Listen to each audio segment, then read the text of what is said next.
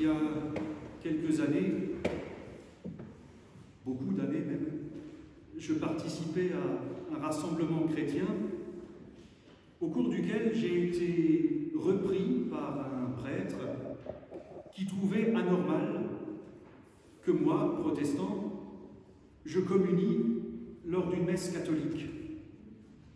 Il ne m'a pas refusé la communion, mais il a fait une drôle de tête.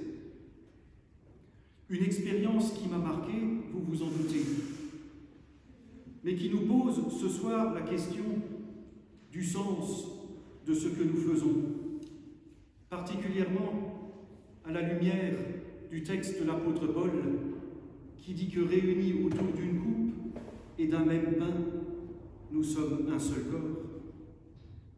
Sommes-nous chrétiens parce que nous appartenons à une institution précise, appelée Église, de préférence celle qui siège à Rome ou au quai Saint-Thomas à Strasbourg? La mission de l'Église est-elle d'utiliser ces rites pour distribuer des bons points et distinguer entre les bons et les mauvais fidèles? Comme tout rite, et l'apôtre Paul en touche quelque chose, la scène est de l'ordre du langage. À travers le geste du partage du même pain et de la même coupe, trois choses nous sont dites. Ceci est donné pour vous, l'alliance nouvelle et éternelle, et faites ceci en mémoire de moi. La Sainte Seine est un lieu de mémoire.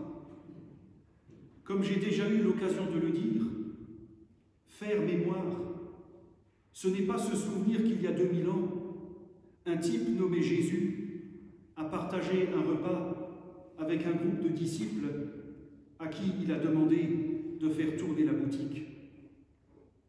Faire mémoire signifie rendre actuel un événement passé pour qu'il donne sens à nos vies.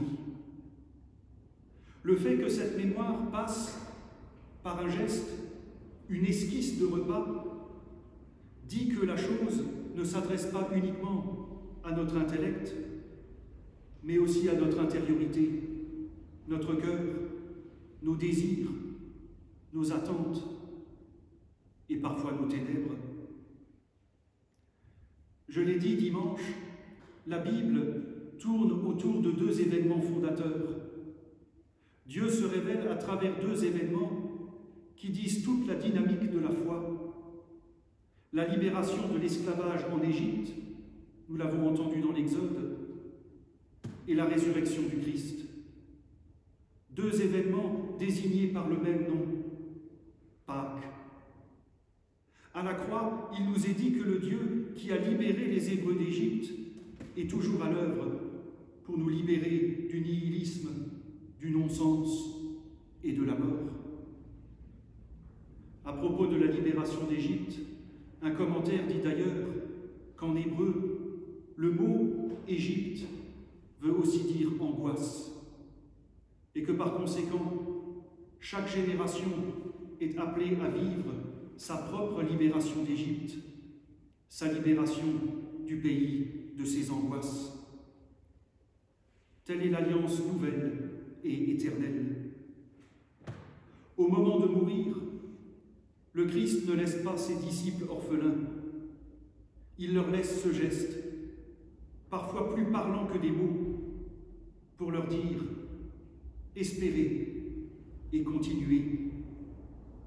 Vous avez un message à porter, un message de libération et de renouveau.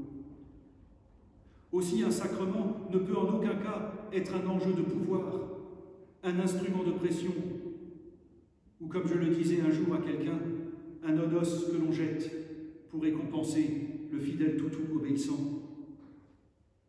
Il a été dit que Jésus n'a fondé aucune église, institué aucun clergé. Jésus, c'est vrai, n'a fondé aucune institution, mais il a institué un événement. Il y a Église chaque fois que des femmes et des hommes se réunissent au nom de Jésus pour dire en parole et en acte, que Dieu se donne pour donner sens à nos vies, qu'il fait alliance avec nous pour nous libérer de tous nos esclavages et que nous pouvons vivre cette libération tous les jours. Et Jésus ajoute, « Faites ceci en mémoire de moi. » Il nous est dit que nous avons un point d'ancrage, un point de repère fixe, inscrit dans la grande histoire, l'homme Jésus de Nazareth. Il a vécu dans l'histoire, tout en étant le signe que Dieu n'appartient à personne, qu'il n'est pas le grand horloger et le tireur de ficelles. Ceci est mon corps donné pour vous. On pourrait traduire le grec par « ceci est ma personne donnée pour vous ». Je ne veux pas ici entrer dans les questions liées à la présence réelle du Christ dans les éléments de la scène, ce serait perdre notre temps. Mais il faut souligner qu'à travers ce don de ce qui est appelé corps et sang du Christ, c'est son humanité que Jésus nous donne. Dieu n'est pas à chercher dans les doctrines ou au ciel, mais dans la réalité de l'homme Jésus, qui nous dit une chose toute simple. Nous avons le droit de vivre sans avoir peur. Nous avons le droit de vivre sans traîner notre passé comme un boulet.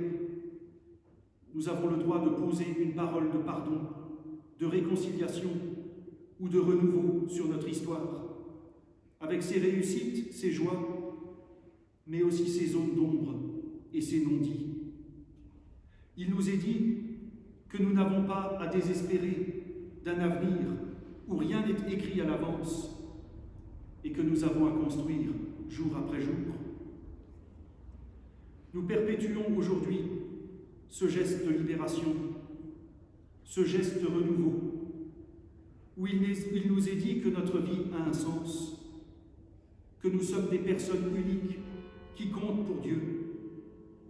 En célébrant la Sainte Seine, nous sommes aussi mis en relation avec les chrétiens de tous les lieux et de toutes les époques, toutes celles et ceux qui ont placé leur confiance et leur vie en la personne de Jésus-Christ. Nous sommes aujourd'hui les héritiers de l'espérance de ceux qui nous ont précédés, communiant à la même coupe et au même pain, membres du même corps, que nous sommes appelés à construire et à transmettre à notre tour. Amen.